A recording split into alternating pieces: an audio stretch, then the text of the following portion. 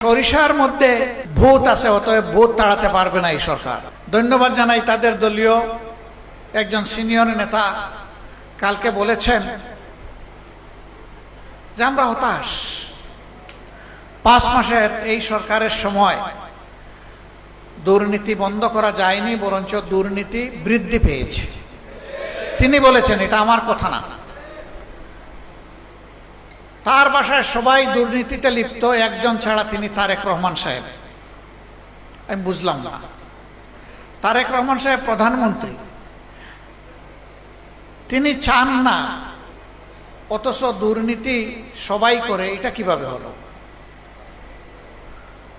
আমরা দেখি তার ইশারায় সব কিছু চলে, তাহলে তার ইশারায় এটা বন্ধ হয় না কেন?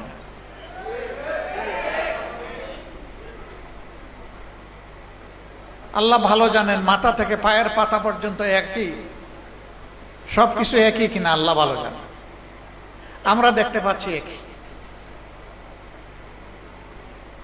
ব্যর্থতার দায় যখন স্বীকার করলেন, তখন কি এই সরকারের আর ক্ষমতায় থাকার কোনো নৈতিকতা থাকে? নৈতিক দিক থেকে সরকার তার অধিকার হারিয়েছে দেশকে পরিচালনা করে। তিনি তো প্রেসের সামনে খোলামেলা বলেছেন, তো এটা তো গোপন কোনো কথা না। এটি হচ্ছে এই সরকারের আমলের বাস্তব চিত্র। ফেডারেশনের 12 দফা দাবি আমি দেখলাম এক এক করে, এবং এইখানে তার কিছু ফেস্টুনও টানানো আছে। এই দাবিগুলা করতে হবে কেন? এটাই তো হওয়া উচিত সমাজে। করতে হচ্ছে এই কারণে যে সমাজে ন্যায্য অধিকারটা প্রতিষ্ঠিত হয়তো নাই, বরঞ্চ অধিকার নিয়ে কাড়াকাড়ি হচ্ছে। চাঁদাবাজদের হাতে যেখানে সেখানে পরিবহন শ্রমিকরা তারা নাজেহাল হচ্ছেন।